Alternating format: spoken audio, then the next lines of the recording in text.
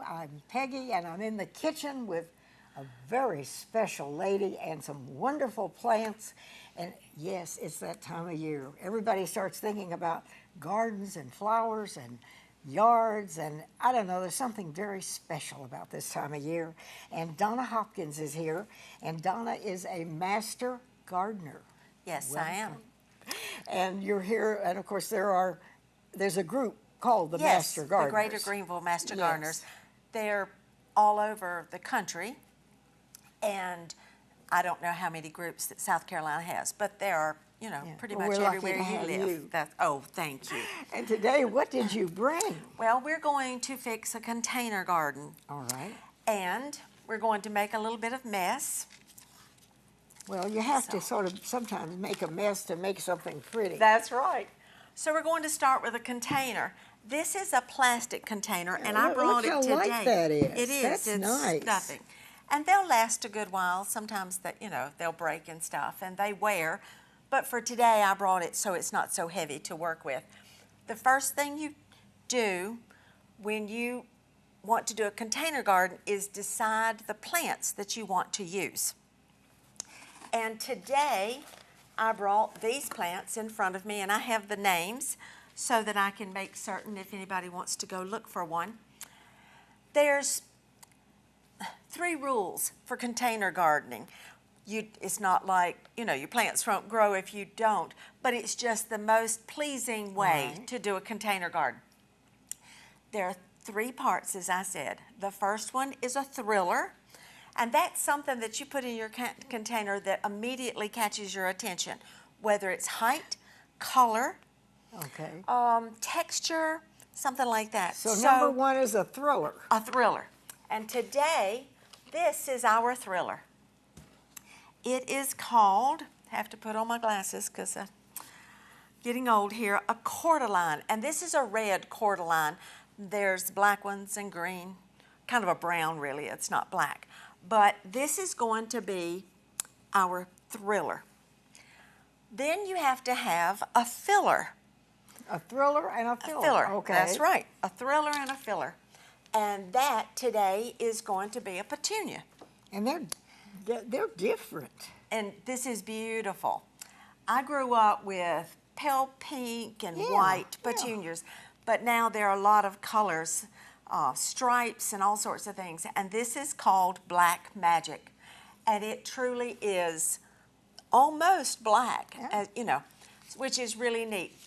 I'm very pleased today because this plant, flower, sometimes it'll be all perfect flowers. But today for me, there's a flower that is in perfect bloom.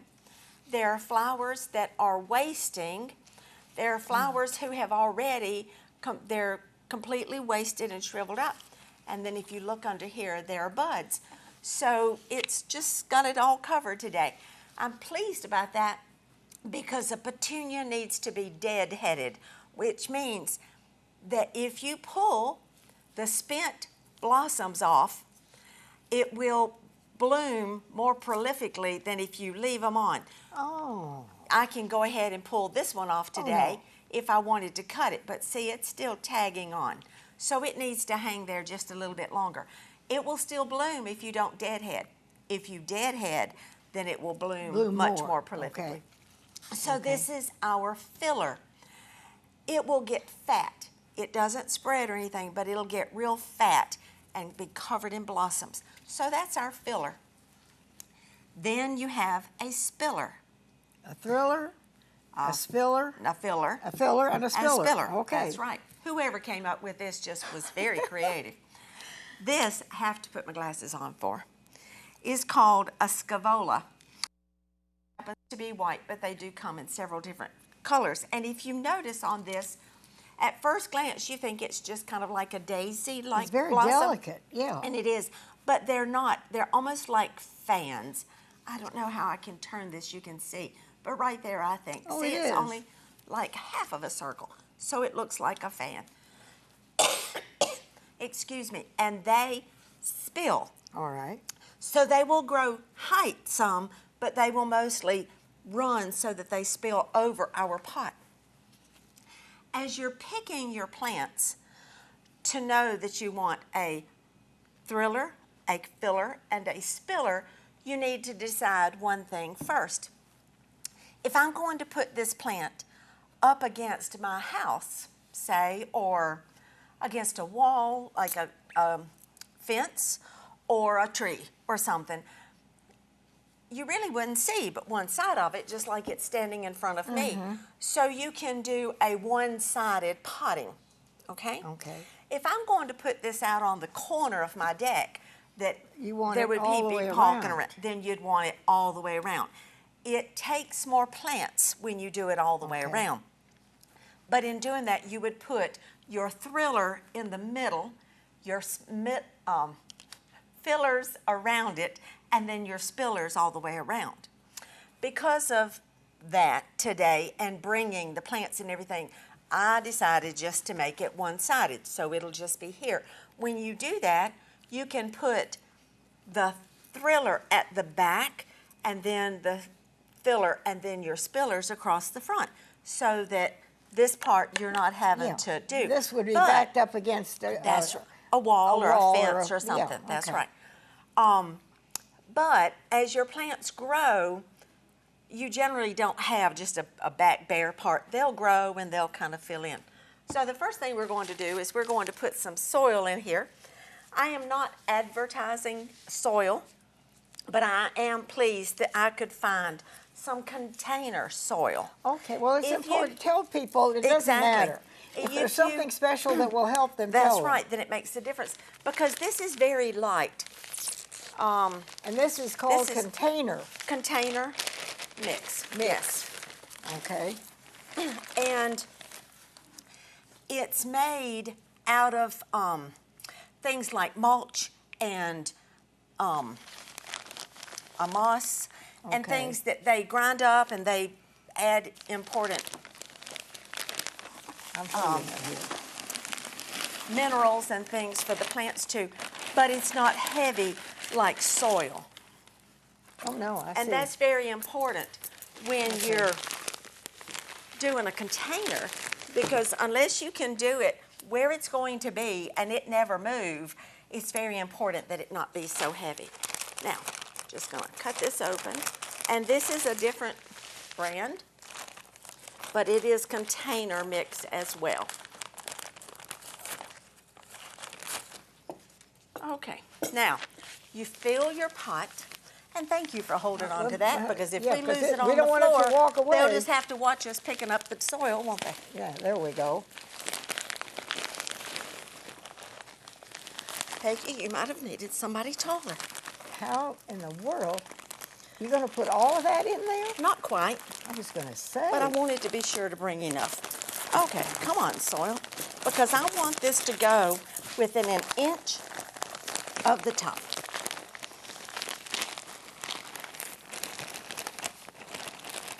And There see, it is. when you're at home and work gardening, you work. So here I am on your set, and I'm still working, just like home. So everybody Yeah. knows that we're doing it the real way. There. A little bit more without. Okay, That's gotta got have it. That's got it. a little bit more. Okay. So you have your soil there, and we'll add Is some that more too as much? needed. Is that Nope. okay? That's just right. All right. Before I begin, I take my thriller, which hopefully won't blind me today, my filler. You're going to put all of those plants in I there? am, because you want to make sure that what you're seeing will make you happy. So you put them all in here like this. Like a rehearsal. Exactly. Okay. Exactly. So then you You can can even leave each pot in there as you pot the others. All right. But because I'm nice and short, I'm just going to press them into the soil and make an indent that then I'll know where they went. And we'll just set these around. Okay.